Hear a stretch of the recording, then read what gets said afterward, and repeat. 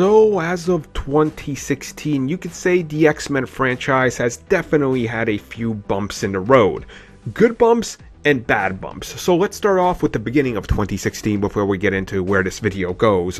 Obviously, the biggest bump in the road, the one that sent them flying to the stratosphere in the best way possible, was Deadpool coming out. The movie that Fox pretty much tried to throw under the bus ended up being the highest grossing X-Men movie they've ever made, and one of the fan favorites. You look at critic scores, it's insane what it's doing. It's being, nominated for awards. No one expected this, especially Fox.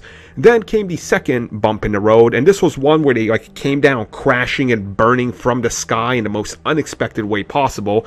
And this was, of course, the fact that X-Men Apocalypse came out and absolutely got destroyed by critics and made about, I think it was 36% less than they thought it was going to make. And pretty much was like, oh, the movie's out of theaters in 3.5 weeks, which is like, wow, okay, that's X-Men. This is kind of insane.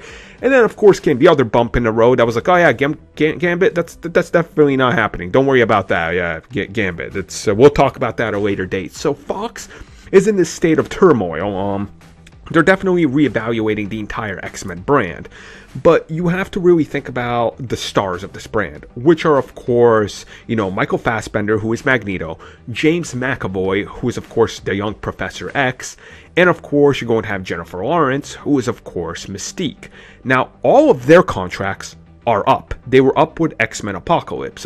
They can go on and do whatever the hell they want. And if Fox comes back to them, Fassbender could be like, fine, you want me back? Give me 50 mil. And, what are they going to do? Because they're losing Patrick Stewart, right? He's not coming back. You can't bring back old Patrick Stewart to play young Professor X. It just doesn't make sense or something like that. So he might go and go, yeah, I'm not coming back.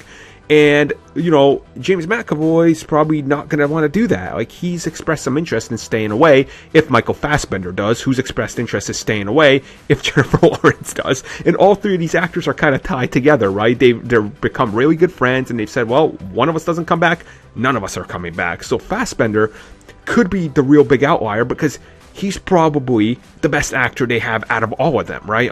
He's definitely the one that's most known. I mean, he's a phenomenal actor. And recently, he kind of got to sit down, and during an interview, he said, when being asked about where Magneto's going to appear at next, he just says, I don't know, to be honest. And then he adds, and I quote, I haven't made any sort of decision on it because I have no idea what's happening next with the franchise, to be honest. So this once again brings it back to the beginning of the year where literally the rules of film were rewritten, right? Deadpool comes out, surefire failure becomes a surefire hit. X-Men Apocalypse, the surefire success, becomes the surefire failure. And everybody's going, what the hell is happening? It just 2016 is one of the most odd years in film when you really look at what's happened with every movie that's come out. It just defies logic. But he's pretty much saying, he doesn't know, because Fox doesn't know. Fox doesn't understand what's happening, and they're going to have to reevaluate everything. And obviously Deadpool 2 is happening, Deadpool 3 with X-Force is happening. It sounds like, we're going to get New Mutants happening. So it wouldn't really surprise me if the X-Men franchise, the core X-Men franchise, just goes on hiatus. And it's going to be interesting to see how that happens. But hey, if Michael Fassbender is done playing Magneto, Marvel, get him. Please. He would make a killer Bullseye. Or Mysterio. Please, get him from Mysterio.